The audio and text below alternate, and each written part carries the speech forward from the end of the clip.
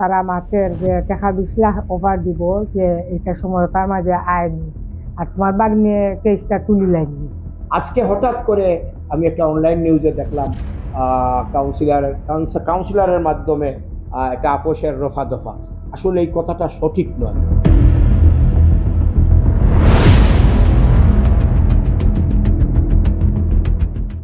আমাদের আজকে যে আমি কথাগুলা কইছি এগুলা ঘটনা আজকের নাই এবং কালকের নাই।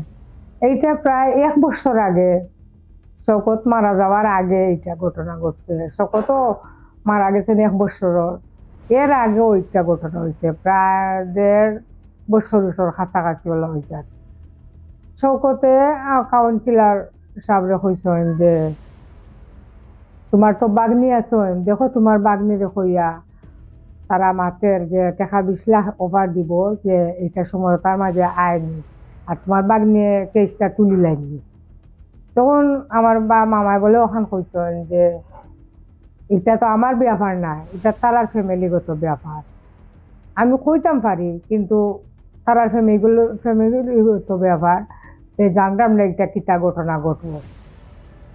ওখান তাই কইছেন তো ইখান আবার কামরান সাহেব আমার মানে সরাসরি কইছেন না, তাই আমার সরাসরি না হইয়া রায়হানোর চাচার লগে মাতিছেন যে বাগনিরে কইতে পারবাইনি, শপথে কইরা যে টাকা 20 লাখ টাকা দিব কেস তুলতায়। তখন আবার রায়হানোর চাচাই কইছেন না আমি একটা কইতাম পারতাম না, কারণ রায়হানোর মা একটা মানতো না, কৌটোর মাধ্যমে গেছে কি কৌটোর মাধ্যমে হইবে। তো ওটা ইয়া আমার রায়হানোর চাচাই কইছেন, কইলে আমি তখন আর এটা খানো জায়গা দিছি না এবং আমি প্রশ্নও করছি না যে কামরানি এটা কই ফাইলা কানে খেয়ে কইল আর তাই নিকটা আমার কই রাখিলা। আমি একটা খানো জায়গাও দিছি না, কোনো উত্তরও কইছি না। আর কামরান সাহেবরও আমি প্রশ্ন করছি না যে তুমি একটা ফাইলা কই থাকি তোমার খেয়ে কইছে, তখন আমি কিন্তু জানছি না কিছু।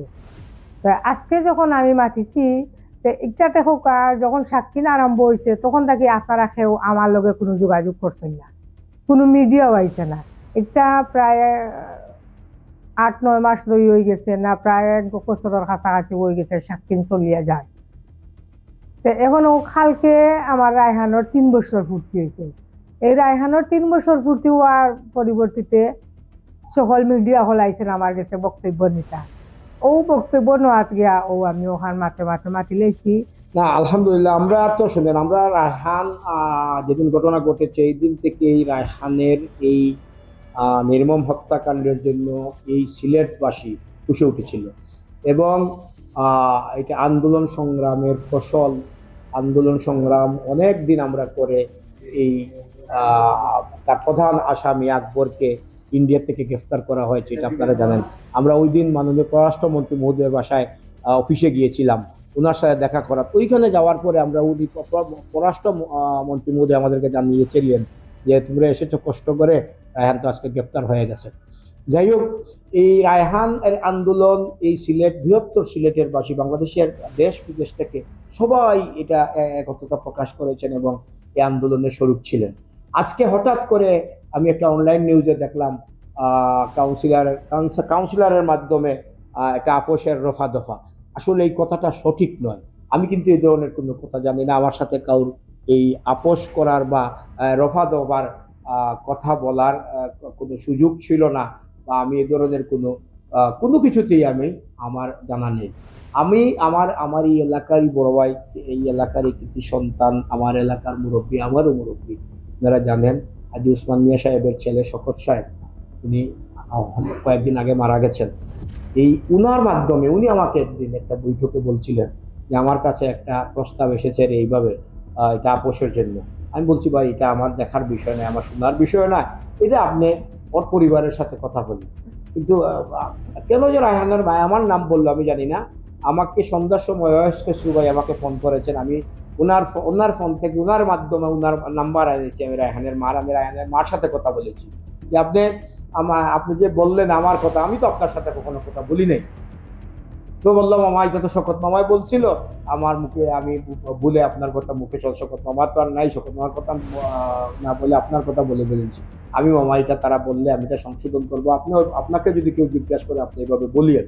তো আমার স্পষ্ট কথা, যদি কেউ কোনো নিউজ করতে চান তার বিরুদ্ধে বা পক্ষে, আপনি কেউ আমার বিরুদ্ধে অভিযোগ দিতে পারে, আমাকে আপনি জিজ্ঞাসা করবেন, আমার মতামত নেবেন, মতামত নিয়ে এটা রিপোর্ট করবে।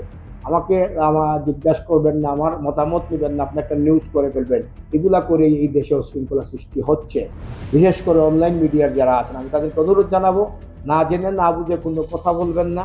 কথা বলে অন্য জিনিস আর রাজনীতিতে নেওয়ার কোনো সুযোগ নাই, রাজনীতি করার কোনো সুযোগ নাই। আপনারা বস্তুনিষ্ঠ সংবাদ প্রকাশ করেন, সত্যি ঘটনা প্রকাশ করেন। একজনের বিরুদ্ধে একজন কথা বলতে পারে, তাকে তো আপনি জিজ্ঞাসা করবেন যে আপনার ঘটনাটা আপনি জানেন কি জানেন না। আমার বিরুদ্ধে একজন কথা বলে ফেললো, এখন আমার বিরুদ্ধে কথা বলার সাথে সাথে আপনি নিউজ করে ফেলবেন, আমাকে না জিজ্ঞেস করে। এই অধিকার তো আপনার নেই। যাই হোক, আপনাদের মাধ্যমে আমি সবাইকে জানাতে চাই, আপনারা যারা মিডিয়াতে আছেন, যার বিরুদ্ধে, এটা আমার বিরুদ্ধে নেয়, বাংলাদেশের যে কোনো মানুষের বিরুদ্ধে যে কোনো ঘটনা ঘটতে পারে, যে কোনো মানুষের বিরুদ্ধে যে কোনো কথা আসতে পারে, যার বিরুদ্ধে আসবে তার সাথে কথা বলে সত্যি ঘটনাটা প্রকাশ করে।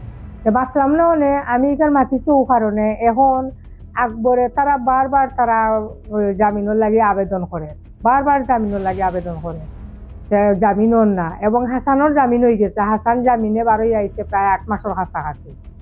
এখন তারা জামিনের আবেদন করে, জামিনও না। এখন আকবরের নয় আর একটা প্রবণ দেখা যে হে উন্নত চিকিৎসার লাগে, হে শারীরিক মানসিক অসুস্থতা, হে উন্নত চিকিৎসার লাগে হে বাইরে যাইতে চায়।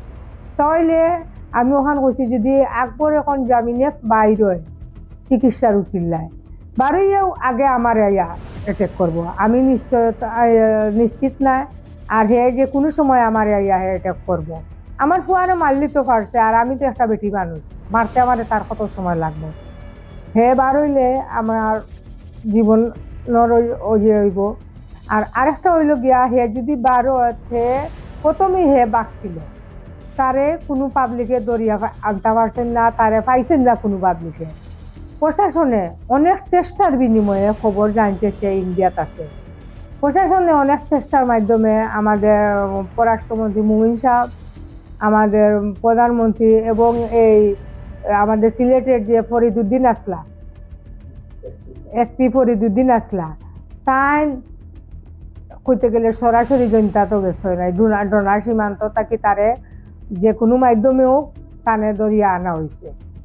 এখন যদি হে একবার বাইর হয়, তা হে এবং নুমান একসাথে তারা বাগছে, বাগিয়া নুমান গেছে কি প্যারিস, হে পাসপোর্ট বানাইতে পারছে না, হলে যাইতে পারছে না। তো এখন যদি হে একবার বাইর হয়, তারে কিন্তু আর পাওয়া যাইতো না। আর এখন এই সাক্ষী শেষ পর্যায়ে আইছে বিচারের সময়, সাক্ষী প্রায় শেষ, 69 জনের মধ্যে প্রায় শেষ। এখন শুধু ডাক্তার, আয়ু এবং ম্যাজিস্ট্রেট 2 জন এই সাক্ষী রয়েছেন। এই সাক্ষী শেষ হয়ে গেলে তো বিচার আরম্ভ আব্রুমেন।